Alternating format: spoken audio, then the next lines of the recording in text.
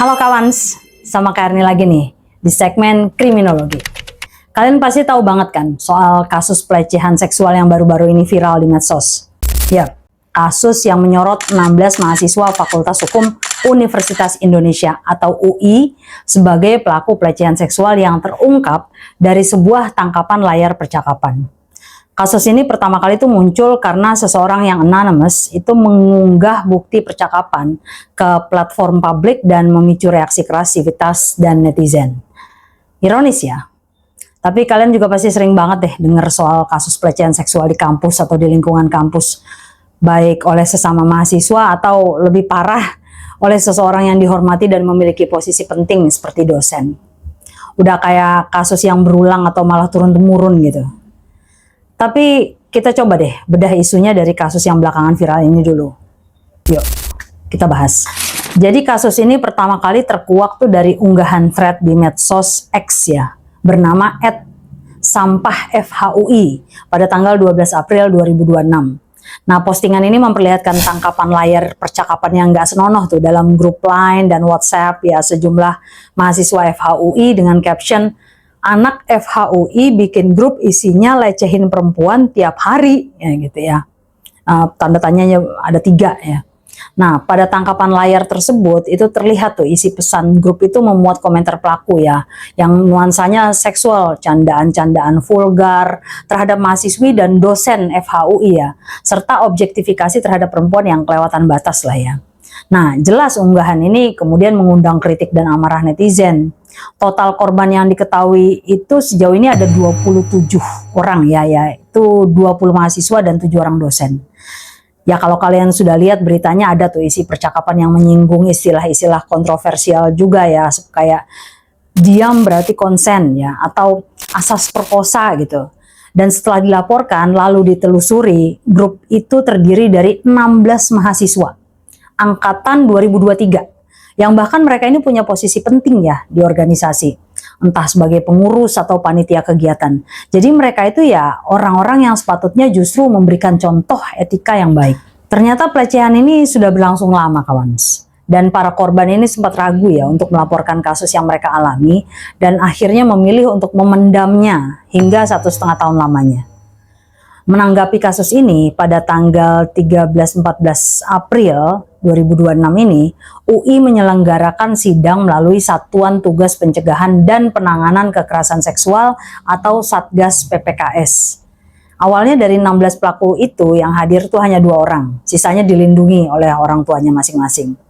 Nah, menjelang akhir sidang dan melalui negosiasi panjang, 14 pelaku lainnya akhirnya hadir.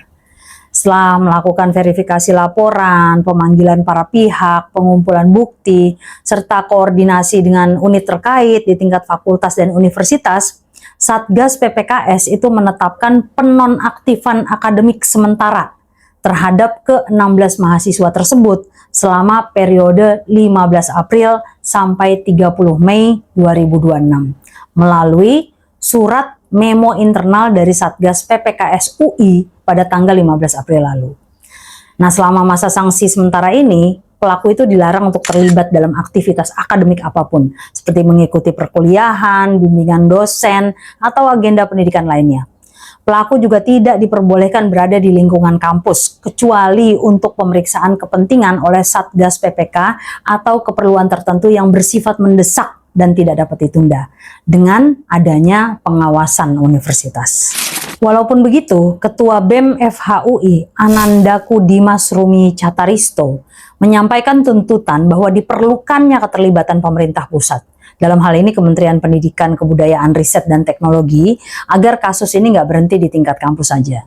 Dia menyampaikan bahwa perlu adanya audit investigasi terhadap mekanisme penanganan kekerasan seksual di lingkungan kampus, serta memastikan bahwa proses hukum itu berjalan tanpa intervensi dari pihak manapun, termasuk dengan adanya dugaan relasi kuasa ya, yang diklaim oleh para pelaku.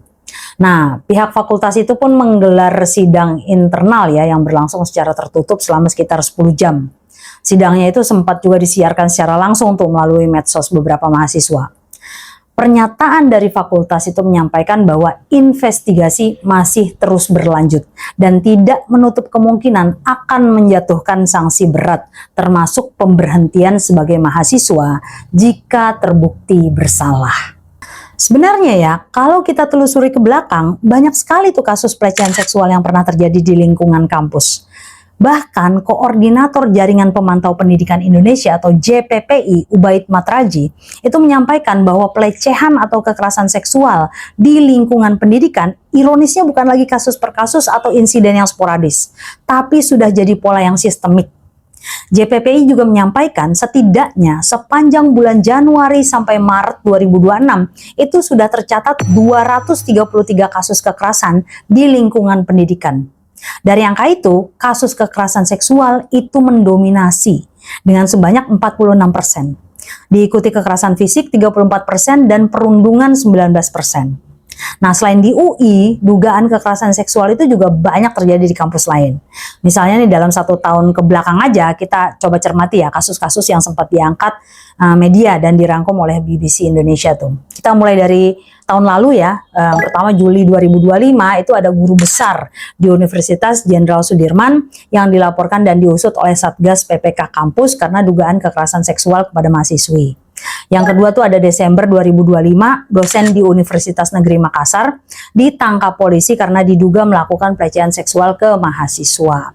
Dan yang ketiga itu Februari 2026, dosen di Universitas Budi Luhur yang dilaporkan karena diduga melakukan pelecehan seksual kepada mahasiswinya. Dan yang empat itu ada April 2026 ya, mahasiswa di Universitas Sultan Ageng Tirtayasa dilaporkan ke polisi karena diduga melakukan pelecehan seksual dengan merekam dosen perempuan. Dan tentunya masih banyak lagi ya kasus serupa di waktu-waktu sebelumnya, baik yang sudah terungkap maupun yang belum. Nah, kalau dirunut ke belakang, JPPI itu menyampaikan bahwa kasus kekerasan di satuan pendidikan itu melonjak 600% sejak tahun 2020 hingga 2025. Dari yang awalnya hanya ada 91 kasus di tahun 2020, jadi sebanyak 641 kasus di 2025. Sementara di periode 5 tahun sebelumnya, 2015 ke 2020, Komnas Perempuan itu menerima sebanyak 27% aduan kasus kekerasan seksual di perguruan tinggi. Dan yang jauh lebih berbahaya lagi itu adalah bahwa kebanyakan pelaku bahkan dari dalam lembaga pendidikan itu sendiri. Jadi lingkungan pendidikan yang harusnya menawarkan ruang aman itu malah gagal tuh melindungi siswa dan mahasiswanya dari bahkan diri mereka sendiri. Nah, laporan dari JPPI itu memperlihatkan distribusi identitas pelaku ya, yaitu paling banyak adalah tenaga pendidik dan kependidikan sebanyak 33%. Siswa itu sendiri sebanyak 30%, orang dewasa 24%, dan lainnya itu 13%.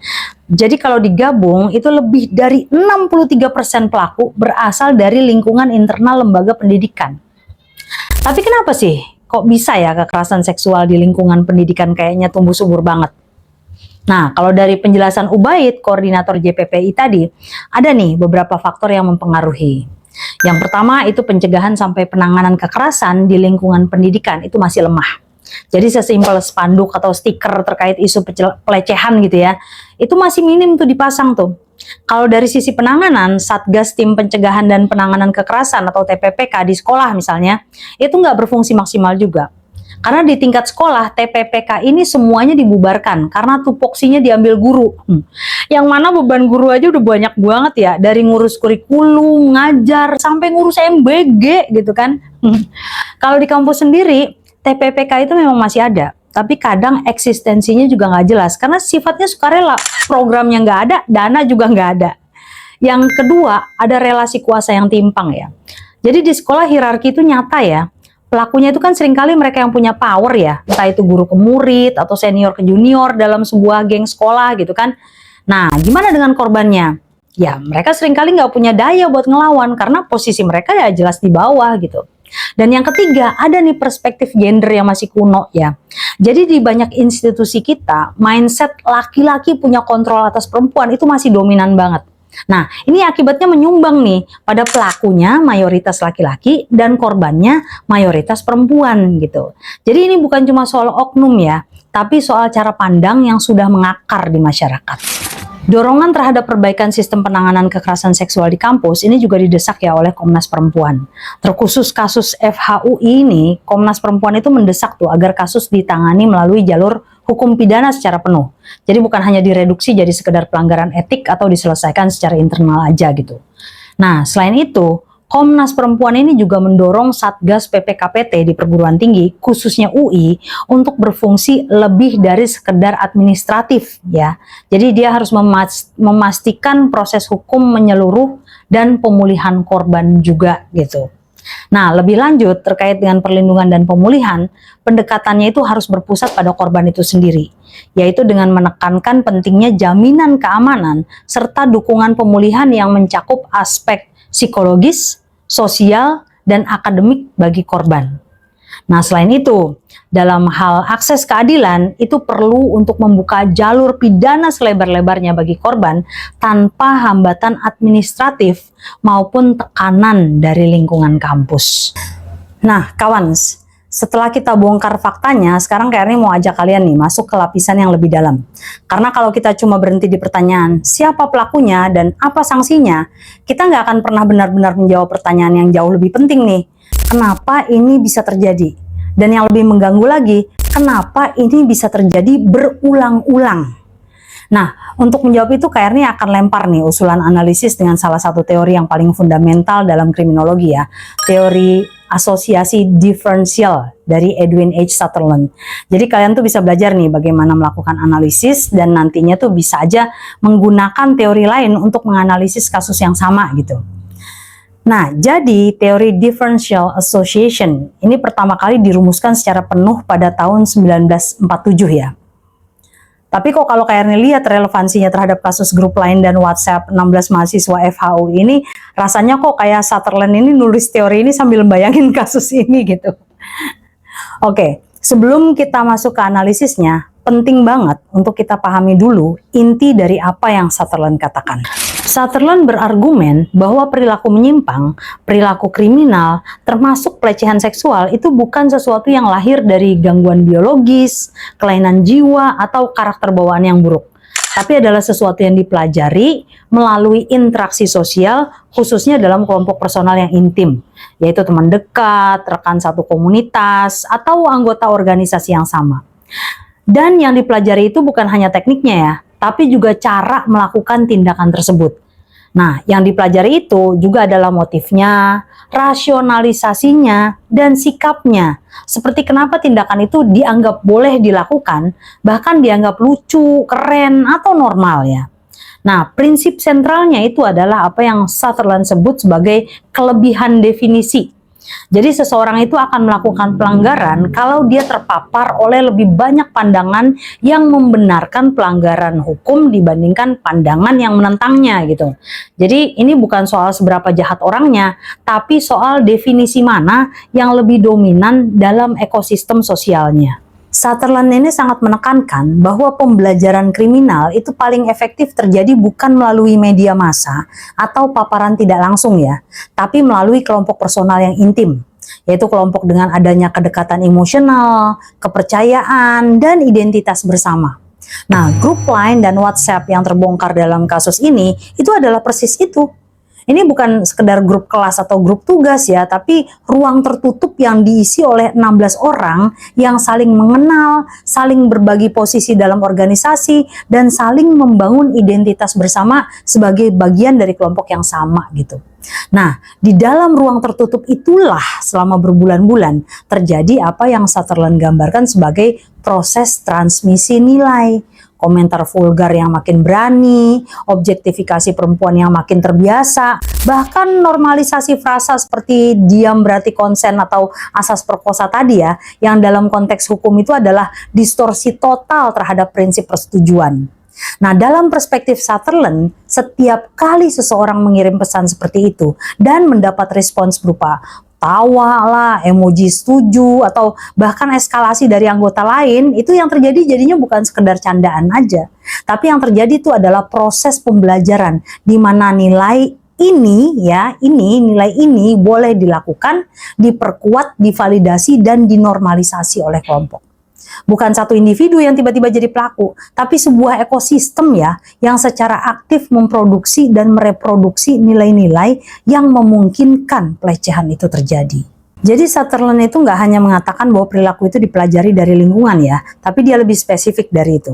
Dia menjelaskan bahwa seberapa kuat pengaruh sebuah asosiasi terhadap seseorang itu ditentukan oleh 4 variabel tuh. Ada frekuensi, durasi, prioritas, dan intensitas. Nah, kalau kita terapkan keempatnya ke kasus ini, hasilnya tuh kok sangat mengkhawatirkan ya. Nah, dalam aspek frekuensi, percakapan dalam grup itu kan berlangsung tiap hari tuh, bukan sekali 2 kali. Caption unggahan yang membongkarnya aja bahkan secara eksplisit tuh menyebut lecehin perempuan tiap hari gitu. Nah, dalam kerangka Sutherland, frekuensi tinggi itu berarti paparan terhadap definisi yang membenarkan pelecehan itu terjadi secara terus-menerus tuh, tanpa jeda yang cukup untuk diimbangi oleh nilai-nilai yang sebaliknya. Nah, dalam segi durasi, pelecehan ini berlangsung selama 1,5 tahun ya, sebelum akhirnya terungkap. Artinya, selama 1,5 tahun, nilai-nilai yang terdistorsi itu sudah diinternalisasi, dipraktekkan, dan diperkuat berulang-ulang kali.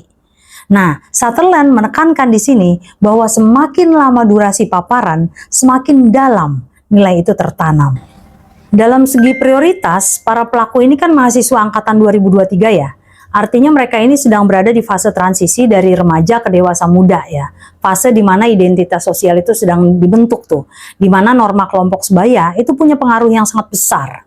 Nah, Sutherland menyebut, kalau pengaruh yang masuk itu lebih awal dalam kehidupan seseorang, maka itu cenderung akan lebih mendalam dan lebih sulit tuh untuk diubah. Nah, dalam segi intensitas, ini mungkin faktor yang paling signifikan ya dalam kasus ini. Para pelaku itu kan bukan sekedar kenal satu sama lain, tapi juga berbagi posisi penting tuh di organisasi mahasiswa. Mereka itu kan pengurus dan panitia kegiatan ya, artinya ada ikatan status, kepercayaan, dan identitas bersama yang sangat kuat tuh di antara mereka. Nah, dalam kelompok seperti ini, tekanan untuk conform terhadap nilai kelompok, termasuk nilai yang menyimpang, itu menjadi jauh lebih besar. Nah, menurut Kearney, salah satu hal yang paling mengejutkan dari kasus ini itu bukan hanya konten percakapannya, tapi cara konten itu dikemas. Istilah seperti, ya tadi tuh, asas perkosa dan diam berarti konsen, itu bukan sekedar candaan vulgar tuh, tapi jadi rasionalisasi yang sudah terlembaga tuh dalam ekosistem kelompok itu. Nah, Sutherland itu kan dengan sangat jelas sudah mengatakan bahwa yang dipelajari dalam asosiasi diferensial itu bukan hanya teknik melakukan tindakannya, tapi juga rasionalisasinya, yaitu alasan-alasan kenapa tindakan itu dianggap dapat dibenarkan. Dan penelitian yang menggabungkan teori Sutherland dengan aspek kepribadian ya, kayak Jakovic dan Rollins 2024 itu menunjukkan bahwa rasionalisasi ini jadi sangat kuat ketika diperkuat oleh triad kepribadian seperti narsisme dan Machiavellianism, yaitu kemampuan untuk memanipulasi situasi dan membenarkan tindakan demi keuntungan sendiri. Dalam konteks grup ini ya, frasa-frasa seperti itu tuh bukan muncul dari satu orang terus ditolak oleh yang lain ya, tapi muncul, beredar, dan terus hidup di dalam grup karena nggak ada suara yang menentangnya dengan cukup kuat. Dan ketika sebuah rasionalisasi itu terus beredar tanpa diinterupsi, dia berhenti tuh jadi lelucon dan mulai jadi norma. Nah, itulah yang dimaksud Sutherland dengan kelebihan definisi. Bukan karena semua anggota grup itu adalah predator sejak lahir ya, tapi karena di dalam ekosistem itu, definisi yang membenarkan pelecehan jauh lebih dominan dari definisi yang menentangnya. Nah, ini pertanyaan yang mungkin terasa paling paradoks ya kawan. Mereka ini kan bukan mahasiswa yang terpinggirkan ya, tapi pengurus organisasi, panitia kegiatan, orang-orang yang justru seharusnya jadi teladan etika di lingkungan kampus gitu. Kok melakukan pelecehan ya gitu. Nah, Sutherland menjawab paradoks ini dengan sangat tajam tuh. Dia menunjukkan bahwa teorinya itu bukan hanya berlaku untuk kelas bawah atau mereka yang nggak punya akses, tapi berlaku universal, termasuk untuk mereka yang secara sosial itu justru berada di posisi terpandang. Nah, Matsueda dalam Encyclopedia of Criminological Theory itu menegaskan tentang ini nih dalam konteks kejahatan kerah putih. Jadi orang-orang terpandang itu melakukan pelanggaran bukan karena mereka miskin atau tertekan secara ekonomi, tapi karena di dalam ekosistem sosial mereka mempelajari rasionalisasi dan teknik yang membenarkan pelanggaran itu. Nah, dalam kasus FHUI ini, posisi sebagai pengurus organisasi itu justru mungkin memperkuat intensitas asosiasi.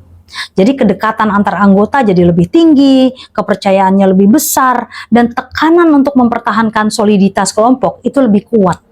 Dan ketika nilai yang dominan dalam kelompok itu adalah nilai yang menyimpang, posisi yang tinggi justru bisa jadi akselerator, bukan rem. Sebelum kita bicara solusi, ada satu hal nih yang Kairni rasa perlu kita analisis dari sudut pandang Sutherland. Dan ini berkaitan langsung nih dengan korban. Kenapa sih mereka memilih diam selama 1,5 tahun? Nah, Sutherland ini kan berbicara tentang bagaimana nilai-nilai dan definisi tentang suatu situasi itu ditransmisikan melalui interaksi sosial. Dan dalam konteks kampus, dengan semua relasi kuasa yang ada, dengan hierarki senior junior, dengan budaya jangan bikin masalah yang seringkali lebih dominan dari nilai keberanian melapor, korban pun terpapar pada definisi yang mempersulit mereka untuk melaporkan. Bahwa melapor itu adalah tindakan yang akan merusak harmoni, bahwa nggak ada yang akan percaya, bahwa pelakunya terlalu punya koneksi untuk bisa dijangkau oleh hukum.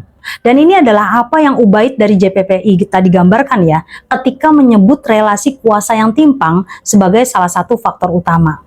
Di mana korban seringkali nggak punya daya untuk melawan.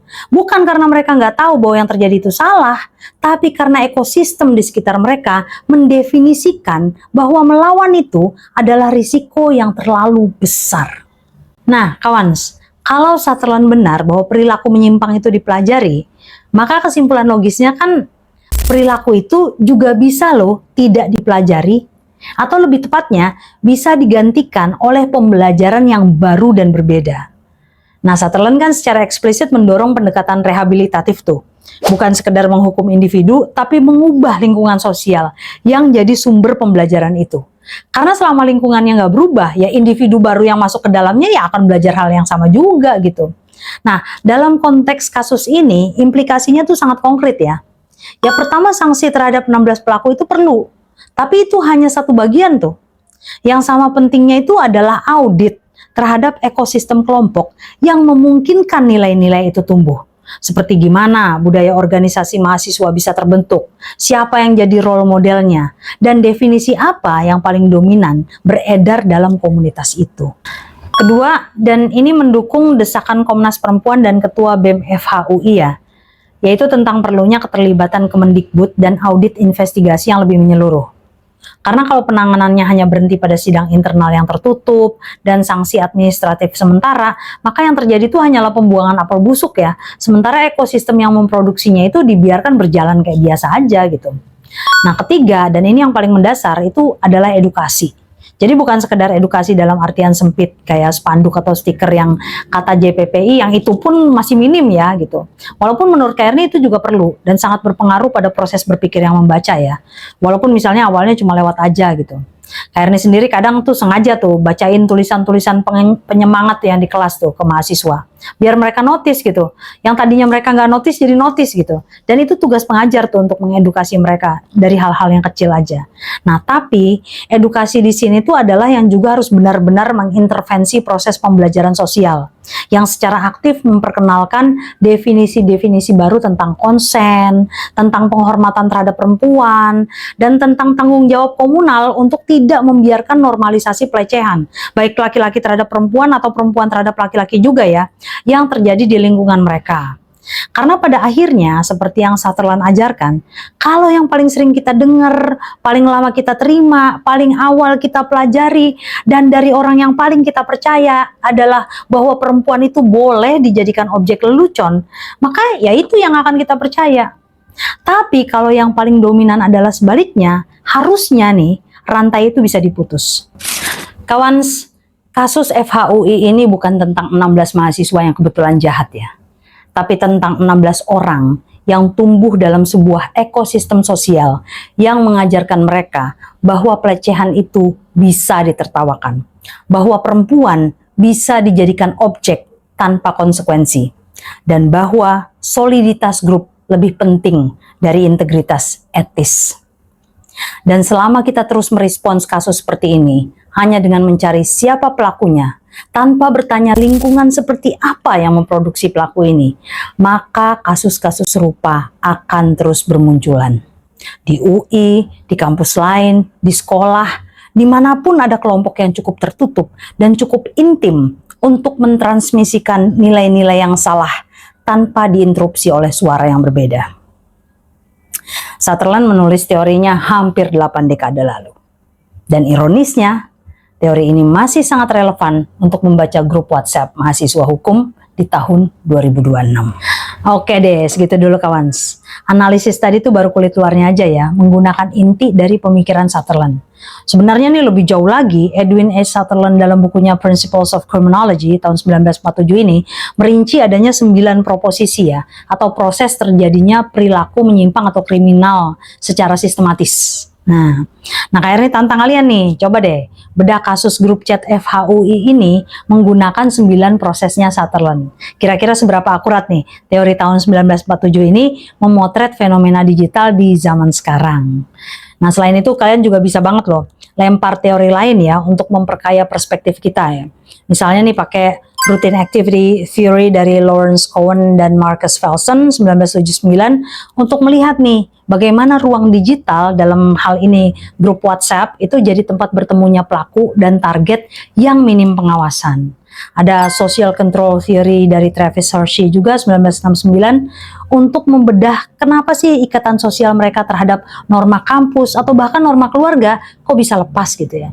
Atau misalnya dari sisi psikologi ya, kayak social learning theory-nya Albert Bandura 1977 soal modeling, sampai analisis karakteristik kayak ini nih, narcissistic personality disorder atau NPD ya, dalam relasi kuasa, atau teori lainnya, atau studi lainnya.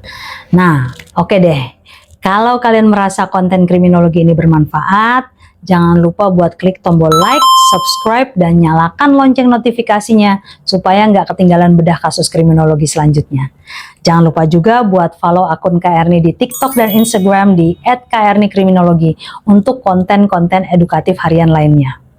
Punya pendapat atau pertanyaan terkait kasus ini? Atau mau coba analisis pakai 9 proposisi Sutherland tadi? Yuk, kita diskusi sehat di kolom komentar di bawah. Terima kasih sudah menonton.